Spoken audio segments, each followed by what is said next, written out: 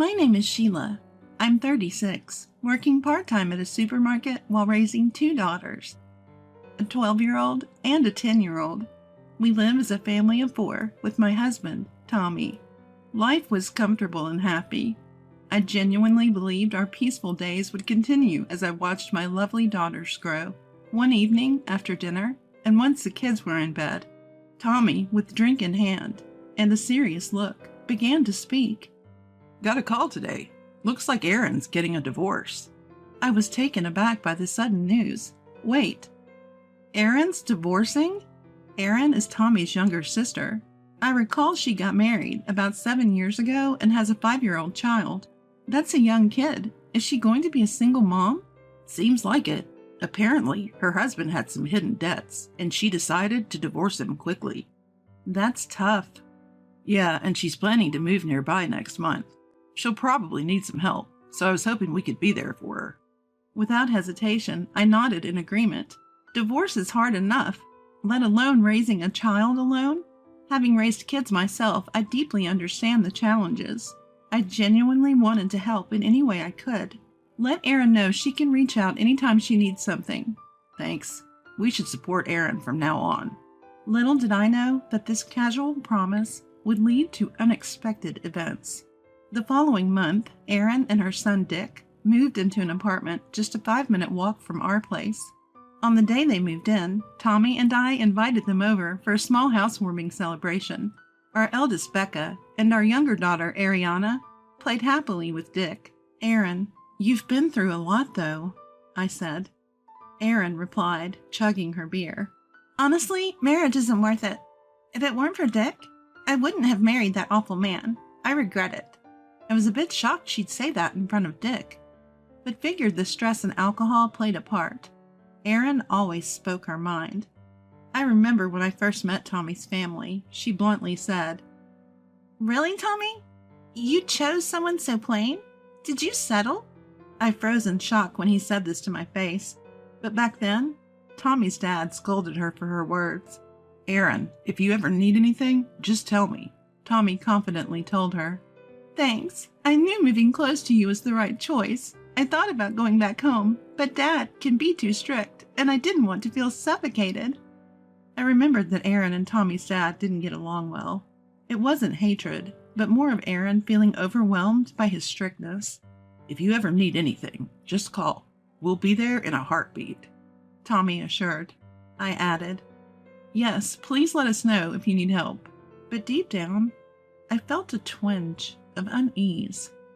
I had this nagging feeling that we might be taken advantage of, and my intuition wasn't wrong. The day after Erin moved in, as I was preparing dinner, the doorbell rang. Becca, can you get the door? I'm in the middle of something, I asked my eldest, who was watching TV. Mom, it's Aunt Erin and Dick, Becca informed me. I paused my cooking, wondering if something had happened. When I reached the door, Erin said, Hey, Sheila, I'm really short on cash right now. Can we join you for dinner? Taken aback, I replied, I'm sorry, but I wasn't prepared for extra guests tonight. But you said we could come over any time we're in trouble. She looked at me with a slightly annoyed expression. I did say she could come over, but not without a heads up. Just then, Tommy came home from work. Upon hearing the situation, Tommy said, Erin's going through a lot. Let her have a good meal here. So I decided to order delivery for Erin and Dick.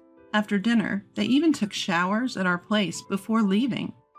Erin, we need some notice before you come over. Can you let us know in advance next time? I asked as she was leaving. Before Erin could respond, Tommy interjected. Hey, Sheila, Erin's struggling raising a child on her own. Don't be so cold. He then turned to Erin. You don't have to worry about anything. You can always rely on us. Thanks, Tommy. Sheila, I'll be counting on you a lot from now on. True to her word, Erin started coming over almost daily. She'd have dinner, take a shower, and leave. When I suggested she shower at her place, she'd say, It saves on utilities. Considering her divorce was due to her husband's debts, maybe she's become overly frugal. But this was beyond common sense. I decided to discuss it with Tommy. Our daughters are getting affected by Erin's frequent visits. She leaves Dick with them and just watches TV. They can't even watch their shows because they're busy with Dick.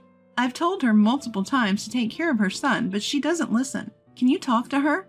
She's struggling raising Dick alone. Let her relax here. When I said that, Tommy turned away, as if to say that this was the end of the conversation. In the first place, it's Tommy's fault that she's doing whatever she wants in our house. I, too, was raising kids. Tommy only acknowledged Erin's struggles, taking my efforts for granted. Speaking of parenting, I'm raising kids every day, too. It's just as tough for me. But Tommy only talks about her struggles and takes for granted what I, his wife, do. He doesn't seem to appreciate me. Honestly, Tommy frustrates me. When I suggested to Tommy, considering our daughters, can we limit Erin and her child's visits to just the weekends? Tommy reluctantly agreed, saying with a sour face, You can be surprisingly unpleasant. Fine. But when she stopped coming over, Tommy started visiting her apartment almost daily. Almost every weekday, Tommy stays at her place.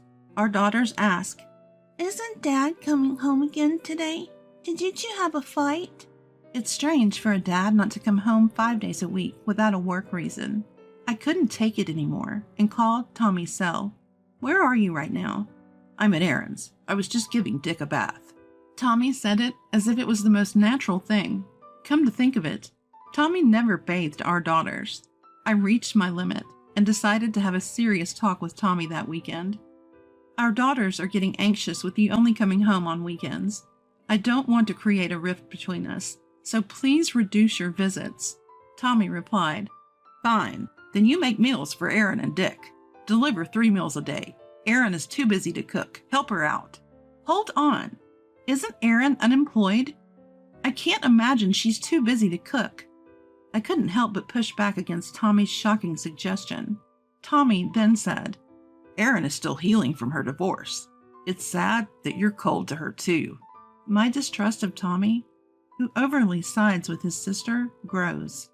Delivering 3 meals a day is impossible. You might not realize, but I wake up at 5 a.m. to handle house chores. If I have to prepare 3 meals for 2 people, I'd have to wake up 2 hours earlier. Just wake up at 3 a.m. then. What are you saying?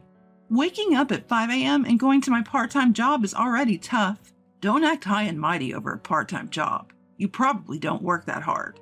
Stop joking. It's absolutely impossible. Maybe you're the one joking. Maybe we should divorce. I was shocked by Tommy's sudden mention of divorce. What do you mean by divorce? If you can't listen to me, then we should divorce. You said you wanted to help Erin, but all you do is complain. That's cruel. That's my line. You're the one relying too much on wanting to help. There's a limit to taking advantage. Shouldn't you respect someone you're close to? That day, our conversation didn't resolve anything. The next day, Tommy declared to our daughters, You two will support your aunt and Dick from now on. Your mom says she won't help because she's mean, but you two are different, right? Helping those in need is a given. Our daughters looked stunned by their father's outrageous statement. Becca and Ariana, after school, go straight to your aunt's. Help with shopping and dinner. Don't come home until you finish helping. Got it? I couldn't believe it. Was Tommy planning to use our daughters since I refused? Our daughters responded, Dad, you're being weird. We don't understand. Mom, we're leaving. Even they couldn't agree with their father's absurd statement. Tommy told me, Tell the girls too, since you won't help Erin. It can't be helped. What does he mean by it can't be helped? My anger reached its peak and I came up with a plan. That day, I quickly changed my part-time job shift and visited Tommy's parents' home. Oh, Sheila, what brings you here so suddenly? Sorry to bother you on your day off, father-in-law. I took a deep breath to calm myself. But tears started to flow. What's wrong? Did something happen? Yes, something very hurtful and sad. I told father-in-law everything. Even though Erin doesn't seem to think highly of father-in-law, I've always liked him because beneath his strict demeanor, he's genuinely kind. I thought he would understand, which is why I visited today. Father-in-law listened quietly to my entire story. So that's what happened. I'm sorry for my foolish daughter's actions. He said, clearly angered on my behalf. We can't let this continue. Leave it to me. I'll set them straight. His reassuring words brought a smile to my face. You finally smiled, Father-in-law said, looking at me kindly. You looked so distressed when you arrived, I was worried. Now let's go. With renewed determination, I stood up. Aaron, we're coming in. Father-in-law and I visited Aaron's apartment. Oh, Dad, why are you here all of a sudden? What do you mean by why? And what's with this messy room? What do you do all day? The room was a mess, with trash everywhere. The bed was unmade. There was a terrible smell, probably from food waste in the sink. I wondered if she and Dick lived like this, but he wasn't there. Where's Dick? Father-in-law immediately asked on my behalf. Oh, I left him at a child care center. A child care center? Since when and which one? Getting a spot in a local child care center is competitive. I had a hard time enrolling my daughters. Plus, Tommy never mentioned this. Something seemed off. That's none of your business, Aaron replied, sounding flustered. Of course it's our business. Are you really sending him to a child care center? Father-in-law pressed her with a sharp gaze. Cornered, Aaron finally admitted. I leave him with a neighbor downstairs during the day. You know this neighbor? No, but they have a 4-year-old, so I thought it was okay. If there was a scale for audacity, she'd score high. You fool! Go get Dick right now! Father-in-law shouted, and she hurriedly left to bring back Dick. What were you thinking? You've caused Sheila so much trouble. Explain yourself. Well, Tommy said I could use Sheila however I wanted. He said she'd do anything he asked. She said without any remorse. Wait, is that true? Did Tommy really say I could be used like that? Yes, he said you're like his servant. He even said to use your daughters if needed. I can't believe that man. To think he viewed his wife and daughters in such a way? Father-in-law was equally shocked. Thankfully, Aaron's loose lips revealed the truth. While she had her issues, it was clear Tommy was the main problem. I decided I would never forgive Tommy. Father-in-law and I waited for Tommy at Aaron's apartment. Aaron, I'm home. Tommy, returning with high spirits, froze upon seeing father-in-law sitting silently. Dad, why are you here? We've been waiting. Sit down. Father-in-law pointed to the sofa in front of him. Why the sudden visit? You startled me. Tommy tried to brush it off with a smirk. Just sit down. With a stern command, Tommy quickly sat up straight. You've been doing whatever you pleased, haven't you? Tommy glared at me upon hearing father-in-law's words. You ratted me out to Dad? Shut up. Both you and Aaron are out of line. But Tommy and his sister were clearly intimidated by their father. It's evident they're genuinely afraid of him. Sheila, what do you want to do moving forward? Father-in-law asked me calmly. I had already made up my mind. Actually, the girls are currently at my parents' house. Why would you do that without discussing it with me? I don't want to hear that from you. I was terrified of how you'd use our daughters. I felt I had to protect them, so I've decided we should separate for a while.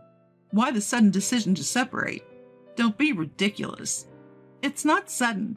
You've barely been home on weekends. Weren't you the one who first mentioned divorce? That was just a joke. I won't accept a separation. Tommy was adamant about refusing my proposal. Then father-in-law spoke up. There's a process called mediation divorce. Father-in-law said so and told me about the legal process of divorce. He explained the legal proceedings of divorce, the benefits of hiring a lawyer, and how to gather evidence to strengthen my case. Turns out, father-in-law is a practicing attorney. Now I understand why Tommy and Aaron fear him. They know how father-in-law champions those facing injustices. Regardless of being his children, father-in-law would uphold justice without bias. It's puzzling how such a straightforward man could have such selfish children. I'm on Sheila's side. What's right should prevail. Father-in-law's words warmed my heart. After a 3-month separation, Tommy and I divorced. I thought it would lead to mediation, but Tommy agreed after father-in-law's persuasion. I don't know what was discussed, but Tommy's words, I don't want to go against Dad, hinted at intense pressure. Tommy probably realized he stood no chance against father-in-law, a skilled attorney. It was a clear victory for father-in-law, I told Tommy. How does it feel to be bitten by your own dog? He just looked down, saying nothing. He probably always looked down on me. It's a bit sad to think about. After the divorce, Erin lost the financial support she received from father-in-law. You can't always rely on others. If you need money, work for it. When you think of someone else, you can overcome any hardship. Inspired by father-in-law's words, Erin started working part-time and is now raising Dick with determination.